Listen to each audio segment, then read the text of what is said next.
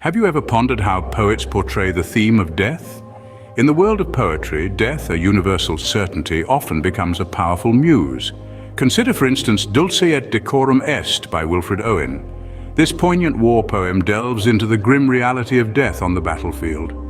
Now let's pair this with another gem from the EDUQAS anthology that explores the same theme. Intriguing, isn't it? How poets use their words to paint vivid images of the finality of life and its impact. Now delve deeper into Wilfred Owen's Dulce et Decorum Est. This haunting piece presents a chilling perspective on death, taking us through the grim realities of war. Owen's vivid portrayal of a gas attack on the battlefield is as stark as it is distressing, setting the stage for a somber discussion on mortality. The context of the poem is crucial to understanding its depth. Written during the First World War, it was a time when young men were sent to the front lines, often with romanticized notions of glory and honor. Owen, however, shatters this illusion, presenting the harsh truth of war and death through his poignant verse. Language plays a significant role in Owen's portrayal of death. His use of words like guttering, choking, and drowning creates a visceral image of a soldier's agonizing death, making the reader confront the brutal reality of war. Owen's use of imagery further emphasizes the grim theme. The line, "His hanging face like a devil sick of sin," paints a horrifying picture of a man's final moments, starkly contrasting the glorified image of a heroic death on the battlefield. Simile, metaphor, and personification are some of the other poetic devices Owen employs to accentuate the horrors of war and the inevitability of death. For instance, the gas is personified as a green sea, symbolizing its all-consuming nature. A powerful piece, isn't it? Owen's potent words draw us into the harsh realities of war and the inevitability of death. Now let's juxtapose Dulce et Decorum Est with another poem from the EDUQAS anthology.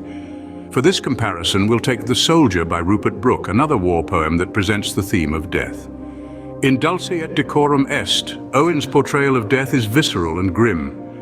Lines such as "If you could hear at every jolt the blood come gargling from the froth-corrupted lungs" use vivid, gory imagery to depict the brutal reality of death in battle.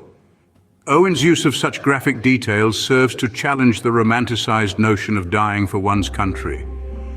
On the other hand, The Soldier presents a starkly different perspective on death.